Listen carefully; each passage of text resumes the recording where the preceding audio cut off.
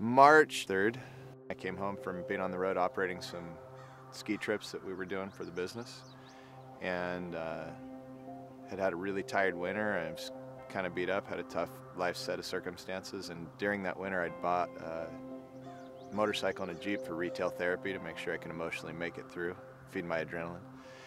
And got a call from a friend on March 3rd, 2004 that said, hey, let's go ride. So we headed out to Mulholland and took a ride in Malibu, and I remember the first 2 hours of the ride and woke up in the hospital 5 days later. And when I woke up on Sunday, I had a group of family and doctors around me, and just was trying to take in the scene of what was happening. I'd already had 6 surgeries, and I was just coming to. And I remember when the doctor first visited, the main doctor at UCLA, he came in, and Dr. McAllister came and said, hey Matt, nice to meet you. And said, hey doc, when can I ski again? And that was my first thought. I'd spent 60 days skiing that winter out of 90, and he looked at me and said, Matt, we're gonna work on walking. That's really what we hope for right now. And I tried to imagine my life just walking, and tears started flowing down my face, and I had no idea the gravity of the injuries at that point. I was just barely lucid again, and that conversation was a life changer. And I had that train wreck of emotion that came through me at that point that was, I didn't know who I was if I couldn't ski and run and rock climb and be outside. I didn't know what it would be like if I couldn't go play soccer with the kids I didn't have and be the coach. I had this crushing blow that just blew up everything that I was, and really caused me to have that visceral reaction of, screw this. Like, I shouldn't have made it. As they filled me in, I had so many days where I just wished that truck would have taken me. 3 years after my accident and into rehab, I realized that one of the strongest things I could do to rehab would be to pedal, and it was helping with my range of motion in the laboratory of the rehab center.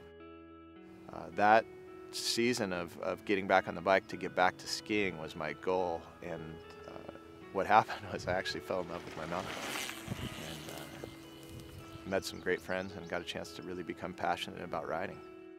That bike really brought life back into my life in a lot of ways. I had met my wife now during that time as well, and it's just been an amazing journey to kind of be whole again.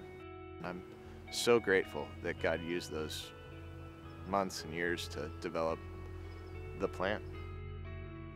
And so after realizing how much community and fun and shared interest I had with so many people, cycling really, mountain biking particularly, became my passion. So in June of 2009, my good friend from college, John Russell, called me, and he knew I loved cycling. We were riding together. He had a friend who had a friend who was racing a series in Sacramento, and said, hey, they're getting 350, 400 people out a week, and what if we could do that here in Orange County? And there was no midweek mountain bike racing. Mountain bike racing had gotten pretty quiet at that point here in Southern California, aside from the US Cup and a couple big events. There wasn't something for just the average Joe. He said, what if we just did a fun race, something that people could come to? Would you be interested?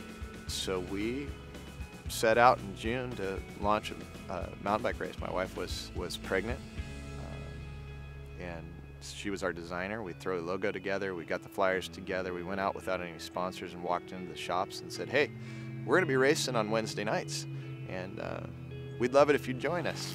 And naively, we just stumbled into the perfect storm. It was a perfect location at Irvine Lake, really close to people, 30, 40 minutes from people to be able to get there.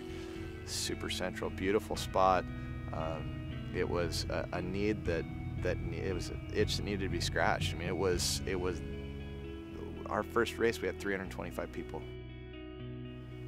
Yeah, it's amazing how that accident was the thing that kind of got me indirectly to fall in love with cycling. And I would have never thought in a million years, nor had a plan to even be involved in the cycling industry. I didn't even own a bike when I crashed my motorcycle.